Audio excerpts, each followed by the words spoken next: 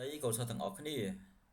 crew tranh loop statement mình to tiền của khu chuan loop với chào của việc tiết một algorithm nắng của cana dương pra loop với chân đánh pebble hay những chân đánh program như nè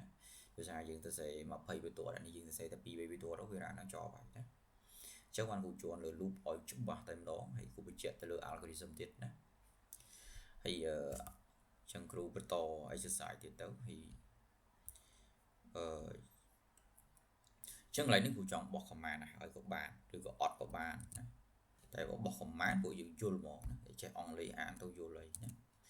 lấy những khu sẽ say tha iterate copy iterate ấy là nó iterate from iterate from ấy gì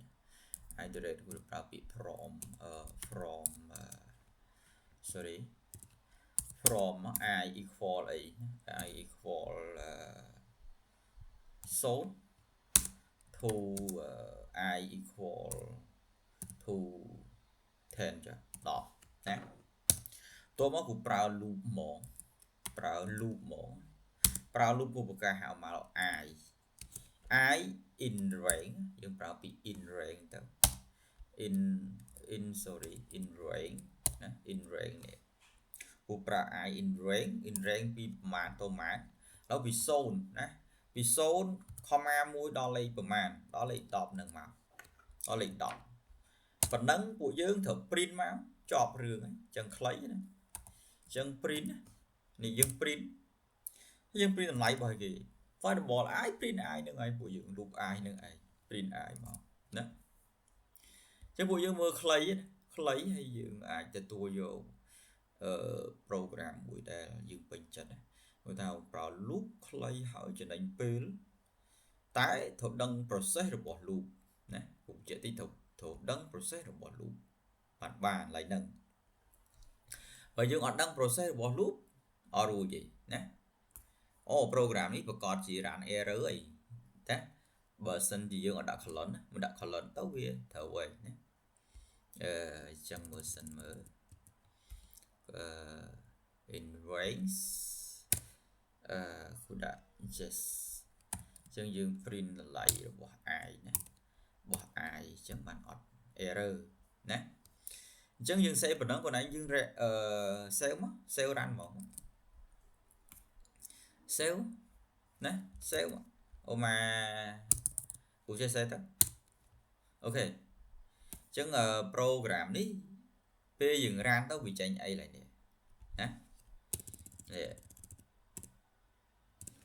ចេញអីនេះណាចេញអីឡើយនេះដែលយើងកំណត់ពី0មក10នេះនេះចឹងពួកយើងត្រូវចាំថាអានេះវាអត់ចាប់ពី0ទេគឺវា start ពីលេខ1ឲ្យ start ពីលេខ1ឲ្យណាពួកយើងណាដល់លេខ9ចឹងសាកមើលណាយើងសាក run មើលមកនេះrun ផ្លឹបមកអូខេណាចឹងវា start ពីលេខ0 sorry ណាវា start ពីលេខ0មកលេខ9វាអត់យកដល់លេខ10ទេចឹងវាថាវាដកអាចំនួននឹង1ដោយសារវារាប់10ខ្ទង់ណាវា digit ដែរមានន័យថាពី0មកលេខ9ហើយបើពួកយើងចង់ដាក់លេខប្រមាណក៏បានដែរ program នេះតើថាឥឡូវខាងគ្រូខ្ញុំចង់ដាក់លេខធំលេខម៉ានអូម៉ាគាត់ចង់ដាក់លេខធំលេខ5អញ្ចឹង run ពី0ដល់4នេះណាចង់និយាយថាឥឡូវយើងដាក់លេខ5អញ្ចឹងពេលគាត់ឯង run មកវិញពេល run មកវិញឃើញទេពី0ដល់លេខ4ណាអាហ្នឹងវាអត់រ